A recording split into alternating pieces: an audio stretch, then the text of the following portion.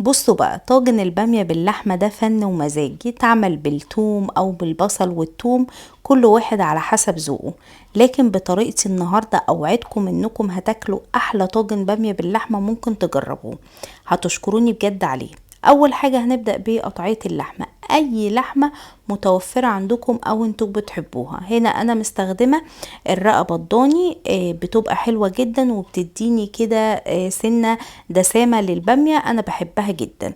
اول حاجة في حلة على النار ونزلت بمعلقة من السمنة، لازم اتأكد ان الطاسة بتاعتي او الحلة سخنة جدا، وبعد كده ابدأ انزل باللحمة بتاعتي.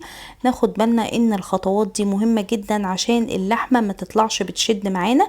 لازم الطاسة بتاعتنا تكون سخنة جدا، وكمان ما نقلبهاش خالص غير لما تتأكد اللي هي اتشوحت زي ما انتوا شايفين كده. وبعد كده اقلبها على الجهة التانية تاخد برضو نفس الصدمة دي. ما نستهونش خالص بالخطوة دي، الخطوة دي بتفرق جدا في الطعم النهائي للحمة. لما بتأكد اللي هي خدت صدمة من الجهتين، هبدأ انزل ببصلة صغيرة خالص مفرومة ناعم. الخطوة دي بتفرق وبيبقى طعمها حلو. بخصوص الناس اللي بتقول البامية ملهاش بصل او ليها بصل، دي طريقتي انا الشخصية، احترامي طبعا لكل الناس اللي بتعمل بامية. بضيف عليها رشة من الملح ورشة من الفلفل الاسود، مش اكتر من كده. بسيبها حوالي دقيقتين كده لغاية اما البصل يدبل شوية، مش اكتر من كده. وبعد كده بضيف صلصة الطماطم بتاعتي. هنا طبعا الصلصة على حسب كمية البامية اللي انا هستخدمها. وبعد كده بضيف مية سخنة، لازم مية سخنة، ما ينفعش خالص مية ساقعة طول ما احنا طبعا شوحنا اللحمة. وبضيف رشة من السكر عشان تعادل الحموضة اللي بتبقى في الطماطم، عشان ما تعمل لناش حموضة او حمو. وبعد كده بغطي الحلة وبسيبها لغاية اما اللحمة تستوي 3/4 تسوية في اي طاسة صغيرة على النار. ونزلت بمعلقة صغيرة من السمنة، وبعد كده هبدأ ان انا اشوح البامية بتاعتي. الخطوة دي بتفرق جدا في الطعم بتاع البامية. وطبعا البامية انا خزنتها معاكم ب3 أو 4 طرق قبل كده.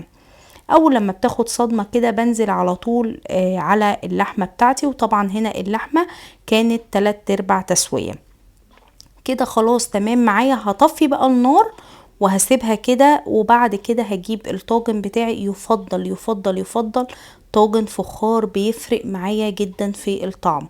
يعني طاجن بامية يبقى الافضل اللي احنا يبقى طاجن فخار، لو ما عندناش بايركس او بورسلين المتوفر عندكم. وفي الخطوة دي لازم اكون مشغلة الفرن، لازم ادخل الطاجن ده على درجة حرارة عالية.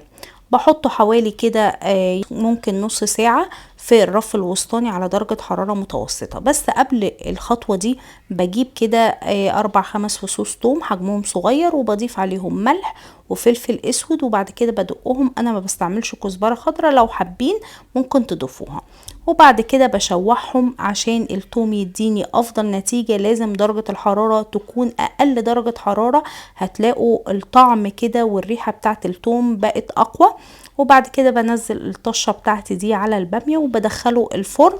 بسيبه حوالي 30 دقيقة مش اكتر من كده، بيطلع وهم. جربوا الطريقة دي للبامية بجد هتعجبكم جدا. وهنا خلصت، يا رب الحلقة تكون عجبتكم. باي باي.